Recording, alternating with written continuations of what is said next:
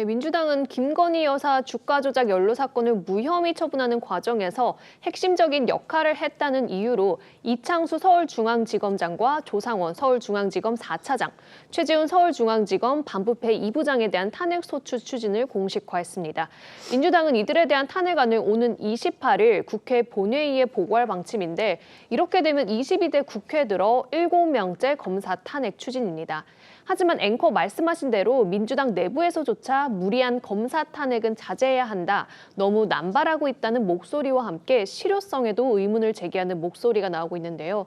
실제로 21대 국회이던 지난해 민주당은 이 대표 연루 사건의 수사를 담당했던 3명의 검사에 대한 탄핵안을 처리했지만 헌법재판소는 이들 모두에 대해 기각 결정을 내렸고 올해 7월에도 김영철 검사 등 4명의 검사에 대한 탄핵안을 발의했지만 표결 대신 추가 조사가 필요하다는 이유로 국회 법사위에 회부했습니다.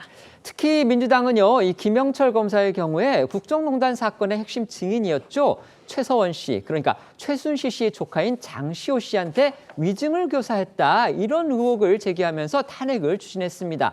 그런데 정작 공수처에서는요, 김 검사에 대해 같은 혐의에 대해서 무혐의 처분을 내렸습니다. 네, 먼저 이 민주당이 발의한 김영철 검사 이 탄핵안에는 이 국정농단 특검팀이었던 이 김 검사가 수감 중이었던 장시호 씨를 검찰로 불러서 이 허위 증언 연습을 시켰다, 그런 내용이 담겨 있었습니다.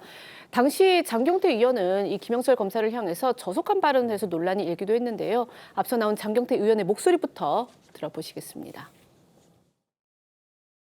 피의자와 검사가 부적절한 관계를 맺고 위증을 교사한다면 이것도 부적절한 행위 중에 하나겠죠. 위증을 교사했다면은. 그래서 이런 검사에 대해서 국회가 문제가 있다라고 생각해서 탄핵소추안을 발의하고, 검사가 범죄를 수사하듯이 국회가 비검사에 대해서 탄핵 사유가 되는지 조사하는 건 당연히 국회의 권한 아니겠습니까? 예. 저는 뭐 국회의원들이 이 김영철 검사의 아랫도리를 비호하는 것도 참 한심한데.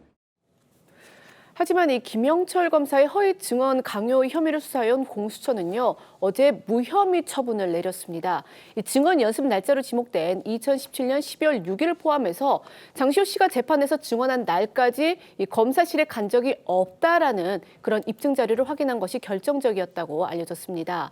또 장시호 씨는 앞서 이 채널 A와의 통화에서 본인이 구속되고 증언 때까지 이 검찰 출정에 나간 적이 없다라고 말한 바 있고요.